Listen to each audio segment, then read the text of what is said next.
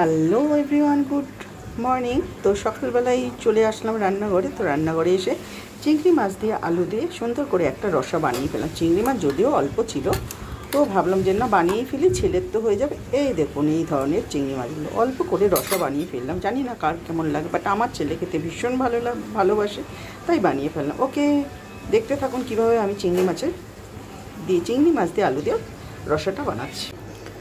Hello everyone, good morning, welcome back to my channel.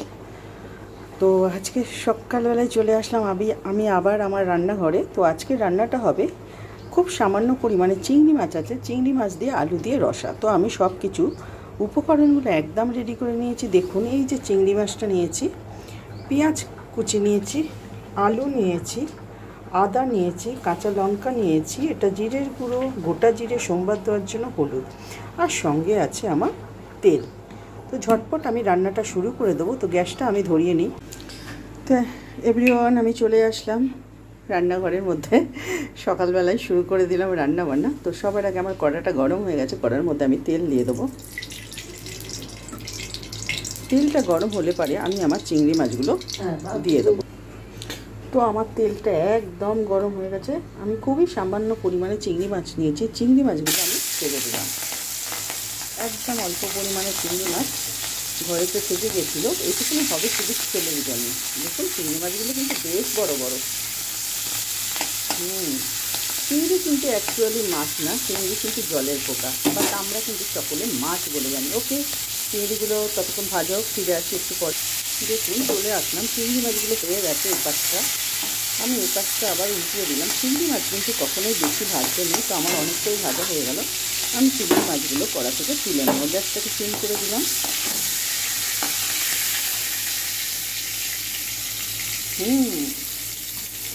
ছেলের মতন রান্না হয়ে যাবে। চিংড়ি মাছগুলো তুলে নেওয়ার পর আমি কিন্তু পেঁয়াজটাকে ভেজে নেবো। এর মধ্যে পেঁয়াজ ভাজা দিতে হবে। চিংড়ি মাছ দিয়ে আলু দিয়ে রসা করলে একটু পেঁয়াজ ভেজে দিতে হয়।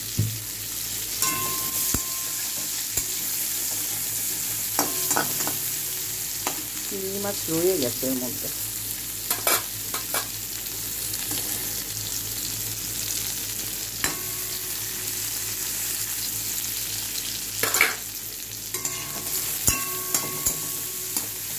চিংড়ি মাছগুলো ভাজা হোক, হয়ে নিক। তো ফিরে আসলাম আবার। আমার পেঁয়াজগুলো একদম ভাজা হয়ে গেছে। তো আমি পেঁয়াজগুলোকে এবার তুলে নেবো তেলের থেকে।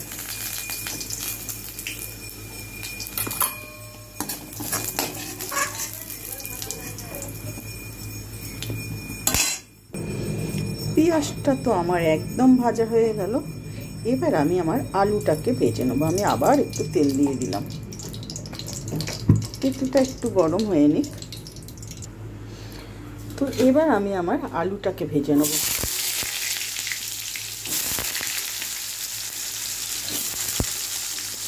আলু ভাজার মধ্যে কিন্তু আমি এক ফোঁটা লবণ দিয়ে দেবো।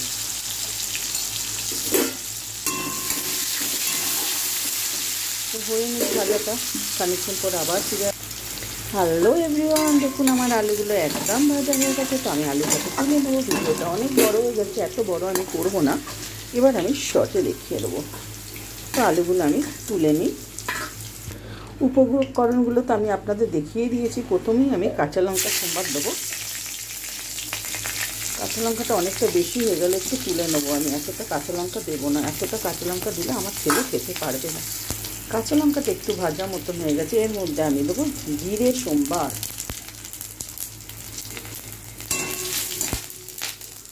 ওরে মারে একটু ফাটে রে।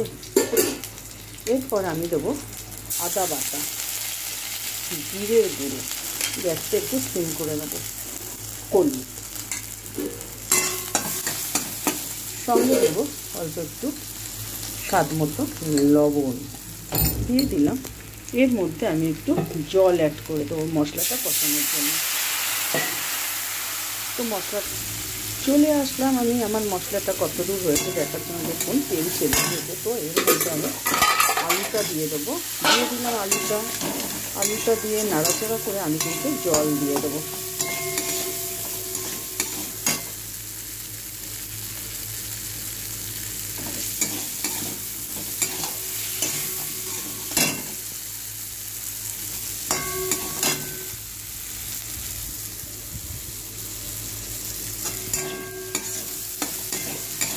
তো মশলাটা আমার একদম কষানো কমপ্লিট। আমি জলটা দিয়ে দিলাম।